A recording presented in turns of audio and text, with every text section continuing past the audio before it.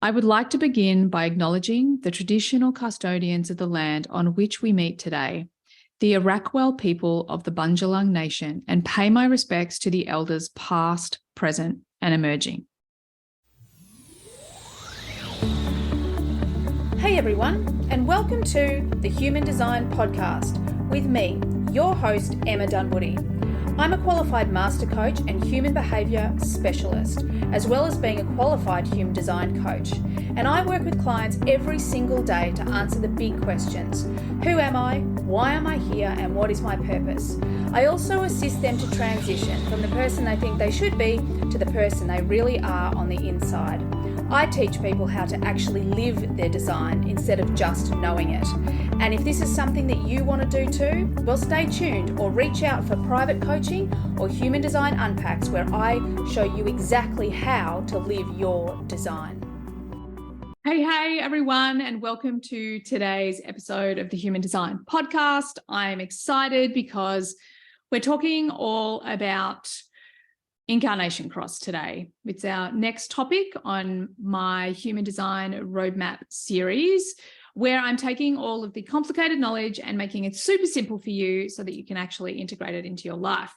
Now, I highly recommend that you have your chart. If you don't have it, go to my website, emmadunwoody.com, and go and get one, because it's the way that you're going to get the most out of this entire series, not just today, but the entire series. So let's talk about Incarnation Cross. Now, I'm going to start with through the frame of human design, okay? Because the gene keys also play a significant role when it comes to Incarnation Cross. And so not to complicate the two, I'm going to start with talking about the way Ra framed it. So Ra Uru Hu calls the Incarnation Cross the job description of our aura. Okay, so what does that mean? It means that any time someone enters into our aura, this energy is going to be showing up. Now, I'm going to get to this. There is this place where some of us have a heavy workload. So someone like me is every single time someone comes into my aura, they are experiencing my Incarnation Cross. Someone like my husband, Justin, he has a low workload Incarnation Cross, which means that not everyone experiences his Incarnation Cross, because it needs to be 3 of his 4 gates need to be plugged in through the transits or someone else's design. Okay. So his cross works sometimes. My cross is working always.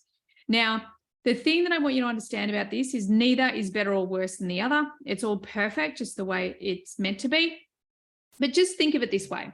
So with my Incarnation Cross, it's like I'm going to the gym every single day, lifting a specific weight, building the habit, building the neural pathway, taking the action. It's a part of my identity. So it's really obvious to me. Like, it's really obvious. Even on the design side, the unconscious or the innate energies, it's still obvious because it's something that I'm doing every day. Whereas someone who has a light workload, and I'll define what that is in just a moment, these are going to be people that it can feel a little bit less, like when you go through this process of diving deep into your Incarnation Cross, you might not resonate as quickly as someone who has a heavy workload, because you go to the gym, it could be once a week, it could be once every 2 weeks, it could be once a month. So although when you're there and at the gym, you smash it out, you're really good at it, you love it. And if you're not, just swap it out for a metaphor that it works for you, because it's going to feel really like, this is what I'm here to do. This is good.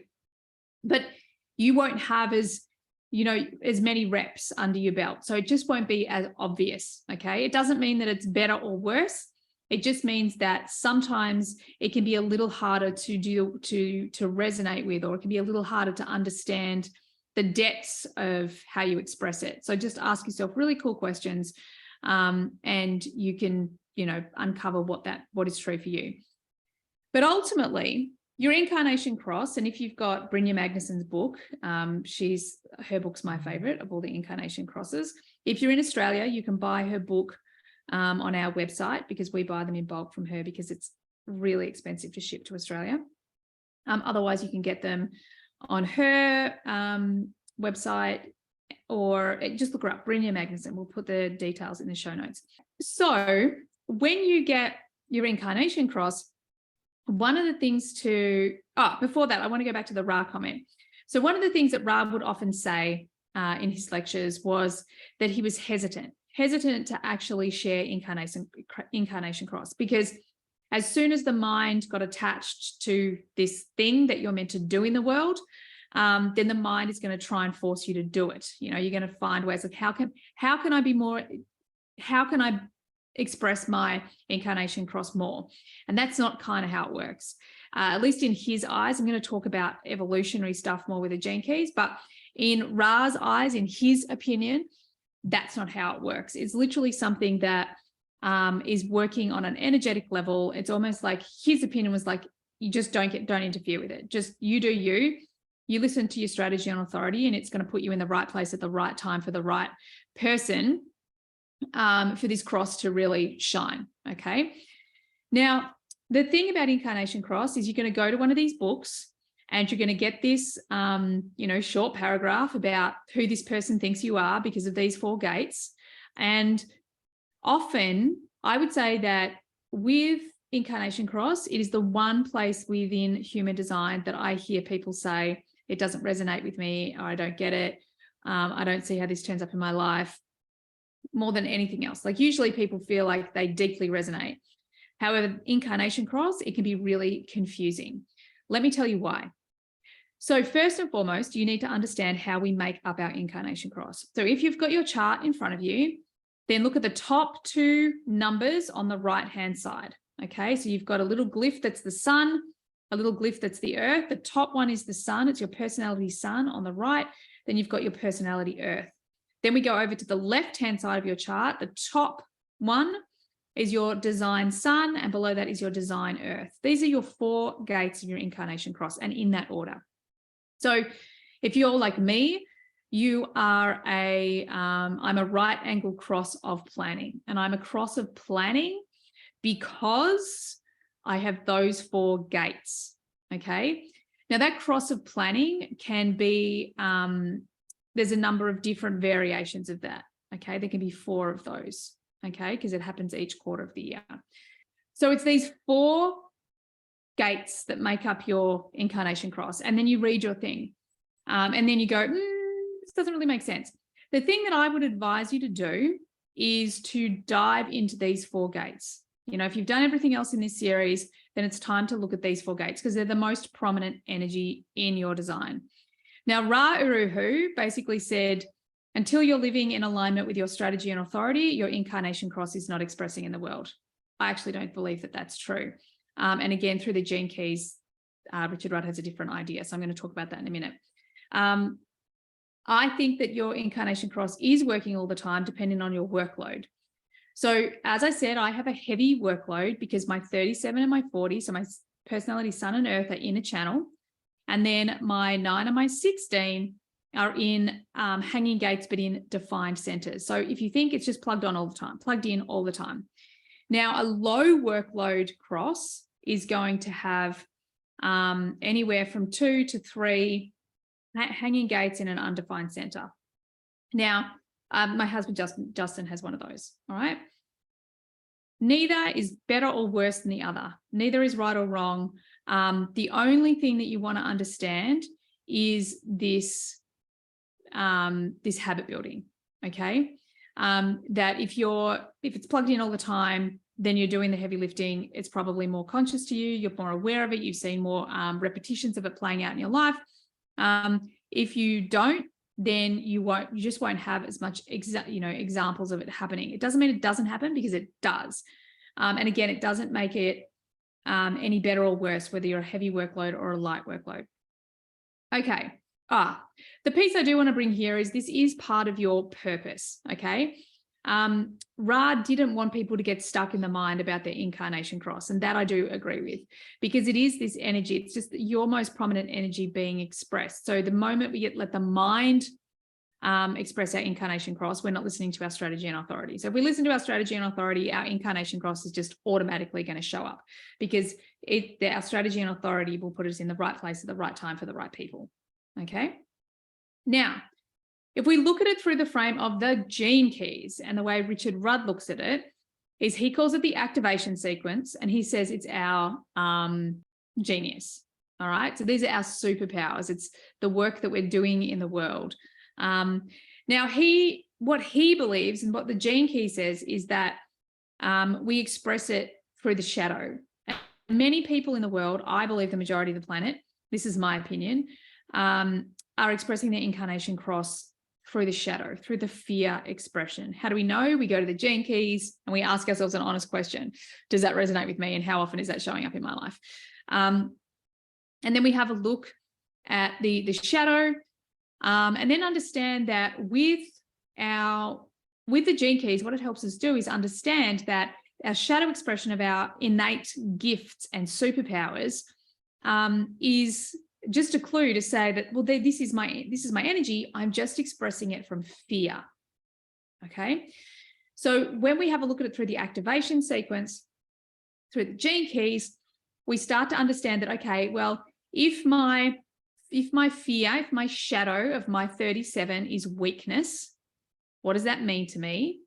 And for me, weakness, and again, I'm going to get onto this about defining your own incarnation cross, but weakness to me, what that means is giving away your power.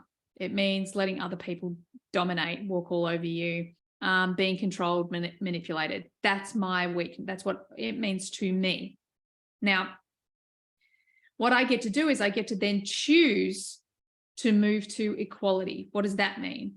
Well, that means that what is important for me or what I want to do or who I am is equally as important to everybody as everybody else. So all of a sudden that lifts me out of weakness and into equality. Again, I just have to reiterate, this is what this means to me, and everybody's meaning is going to be different. Even though you might go and read your gate in human design or from the Rave I Ching, or you might go to the Gene Keys and look up your Gene Key. They're all guides. These are all a guide. Like it's what resonates with you. And then how's it shown up in the past for you? What is true for you? So then when we have the activation sequence through the Gene Keys, same thing as the incarnation cross, what we're talking about is we get to focus more on the gift and the acidic state, because that's what Richard Rudd's always talking about. Most people spend most of their life focusing on the shadow of these energies, but really we only want to be there for 20% of the time. And the reason we're there for that 20% is to see it, acknowledge it, integrate it, and move through it. Okay. And then we get to experience more of the gift and the acidic. That's where we want to express or put most of our attention in these two states. But we can't ignore the shadow, because the shadow has to be fully integrated. We must go through the shadow to fully embody the gift. Now, what this means is what I encourage you to do with your incarnation cross. And if you're at that point with the Gene Keys, then great. But if it's still too overwhelming, then don't worry about it. You can get our Gates PDF. We've got a really simplified Gates PDF that has the Gates and the Gene Keys that you can just buy on our website if you want to. And then you just ask any question like, what is true for me? Where has this shown up in the past? What resonates? What doesn't resonate? Where am I expressing the shadow? Where am I expressing the gift? And just start to give your brain the evidence of how this energy works within you. Now, one of the things I want you to understand is you don't have to take anyone's definition of what your incarnation cross is and say, well, that's me. Because most people, they don't resonate to it, because it's usually a tiny little paragraph that's very, it's very homogenized. There you go. There's a good human design word for you. Very homogenized, because ultimately it's Ra's opinion, or whoever's authored the Incarnation Cross book, of how these four gates come together. But honestly, how they come together in you is going to be uniquely different to everybody else. Of course, there's this governing theme, but it's going to be unique to you. So this is a really important piece, because I know for me, I never resonated with the cross of planning. There's so much talk about the cross of planning because we're moving out of a cross of planning era. However, I didn't resonate with the way it was articulated and written about and all that sort of thing. So the more I dived into it, I understood that, wow, okay, so I bring people together to help them connect to the work that they're here to do, to dream their big dreams, and then build the skills to manifest those dreams. All right, here you go. I help with that structure. You know, for me, the planning is really that strategy and that structure. And that is there's other depths within our design that add to it, but that's kind of gives me that overarching theme of my purpose.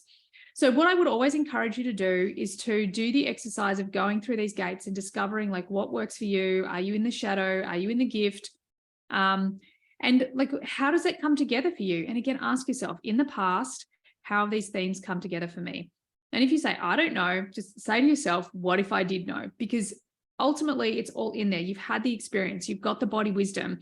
Source is moving through you. So Source wants you to see this. So everything is on your side to really understand your incarnation cross. Okay. Now, one of the cool things that I did not learn about until I got to the gene keys, and you don't need to know the gene keys because I'm going to give you the exercise here, and you can just do it with your gates. But our sun and our earth, they are in the gene keys, they're called programming partners.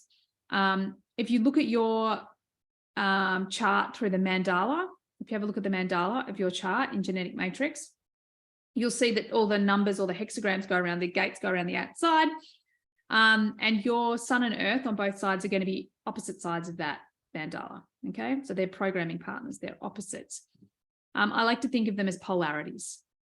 What does that mean? They look like they're opposite. Sorry, I like to look at them as a paradox. They look like they're opposite, but actually they work well together. So this is going to be a place where potentially you're banging into yourself. Maybe you're self-sabotaging. One of the places for me, let me give you an example, my 37 and 40. The 37 is the feminine, it's family, it's friendship, it's community, it's bringing everyone together. The 40 is all about providing resources, work, being alone, you know, so there's this very paradoxical energy. So I, for many years, would even be like, I either have to work, either have to have a career, or I get to be a mother. Like I literally just thought it was one or the other because I couldn't find it. I couldn't see a way. My conditioning couldn't see a way that those two things work together. Until, of course, Oscar came along. And by the time he was 3 months old, I was like, wow, if I have my own business, then I can have my kids with me whenever I want them with me because I get to make my own rules. And I get to do the work that I love. So all of a sudden, those two energies start to work together. My masculine and feminine start to balance. You know, the work that I do today is all about bringing you guys together in a community so you feel deeply supported so that you can do the work that you want to do and discover your dreams and build the skills to manifest those dreams. So it's really important that you understand that these are two areas, and both sides, they're going to kind of like be banging into each other. So go and find out, like, do that exercise. Where are my polarity energies? Where are they butting heads? Where am I self-sabotaging? Where am I in fear when actually these two work beautifully together? Like actually they're designed to work beautifully together. So how is that? What do I need to shift and change? The other exercise I would highly encourage you to do is to go away and dive into all 4 of these gates and then write your own incarnation cross definition. Understand your energy your own way. Let me give you an example. So one of the guys that was one of our original, in fact, I think he was the first guy in HDX. He had an unpack session with me, and he's a cross of rulership and a manifestor, and the cross of rulership and power and redefining power, he's kind of like, oh, that just doesn't feel good to me. Like, I don't like that the idea of power. And of course, the reason why he said that and felt that way was because he didn't like this patriarchal, controlling, manipulative, dominating definition of power, right? Probably 2 months after he'd been in HDX, he reaches out and he says, I got to tell you, I've redefined my incarnation cross, and I'm now officially the cross of the tour guide. And I was like, that's brilliant. That's really brilliant. And at the time he actually was, like, he was working in the travel industry. He was taking people to some incredible places around Australia and really helping them, you know, educate people about the Indigenous people and taking people to just exceptional areas of Australia that very few people went to. And he was very, very passionate about the land, about its people. And this basically is the cross of rulership. Like, he's redefining power. He's redefining power as, let me show you the beauty of this country, or let me show you the people, the power of this country, the people, and redefine what that looks like, how we can all be together. We can all lead together. We can all be powerful together, as opposed to that old patriarchal model. So he went through that process, he redefined it, and that's what felt really, really good for him. So That's what I would encourage you to do with your incarnation cross. Make an effort to go and sit with the gates. You can have a look at the gene keys. You can see where you may be operating from fear. See where what the higher expressions are, and then have a look at those themes. Have a look at those themes and how they come together. How do they show up in your life? Obviously, your personality side of your chart will be a little bit more like exactly that. It's your personality. So it's going to be more like who you think you are. And then on the design side, it's just more of your being. Okay. What does that look like for me? For personality, I've got the 37 and the 40. So this is all about building community in the work that I do. Whereas what's so innate in me is I am a dreamer. I always have been. And once I have a dream, I'm focused on that dream, and then I'm building the skills to manifest that dream. Okay, so that's how those two work. But I don't really think about it. If people ask me, in fact, if I look at some of my deepest wounds around learning, I always thought I was stupid. I always thought I can't learn. I'm, because I was diagnosed with dyslexia so young. But ultimately, my 16, anything that this MG is responding to and I'm lit up about, I'm going to learn it. I'm going to learn everything that I need. And it's going to be easy and effortless. I'm what they call a polymath. Da Vinci was a polymath. I clearly do not have his talent. But he's a polymath because he did many things, art and science and philosophy. So that's what the 16 is. It's all about being that polymath, lots of different skills, lots of different areas. And that's what I'm teaching you guys, So yeah, go away and spend some time with your incarnation cross, and know that every time you are out in the world, that if you've got a high workload, every single person that comes into your world, your incarnation cross is working, and there's nothing you have to do about it.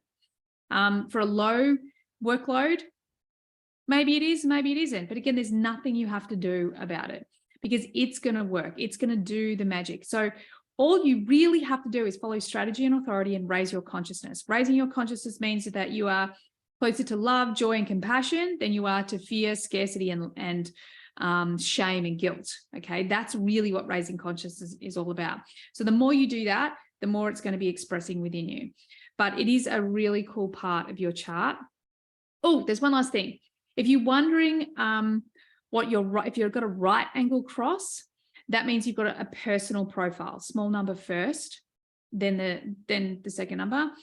If you have a left angle cross, that means you're a transpersonal profile, big number first, then the smaller number. So the profiles you're going to find separately. We're going to talk about that, I think, in the next episode, maybe. So that's the left and the right, and then you have a juxtaposition. The juxtaposition is the 4-1 profile. It's just the one profile that is in the middle. It's just in the middle. It's what we call a fixed fate. But again, don't get too caught up in all of those, especially fixed fate. I don't think that language is really brilliant. It just means that you're on a path and you cannot be derailed from that path. And you can be completely unconscious to that path. So don't worry about it. Just know that you're on it. The last thing I want to mention, because I nearly forgot, is that there's also a quarter. Okay, so the incarnation cross, you are born into a quarter. Okay, so for me, I'm in quarter 1, and quarter 1 is the quarter of initiation, which is purpose fulfilled through mind. So this is really about thinking, initiating, inspiration, teaching, the spark. And that runs from the 2nd of February to the 3rd of May. In the second quarter of civilization, this is purpose fulfilled through manifestation and form. This runs from May the 4th to August the 4th. If you're in this quarter, then it means that it's bringing it into manifestation, bringing it into the world. So you've learnt the idea or whatever, and it's about your purpose is fulfilled through bringing it into the world. In quarter 3, it's the quarter of duality, and this is purpose fulfilled through relationships and bonding. So that means that you've got the ideas and the learning and that's the mental stuff from quarter 1. You have brought it into the world, or someone else has brought it into the world. Now what you're doing is you're going to make it how does this work together with people within any sort of relationships, all sorts of relationships.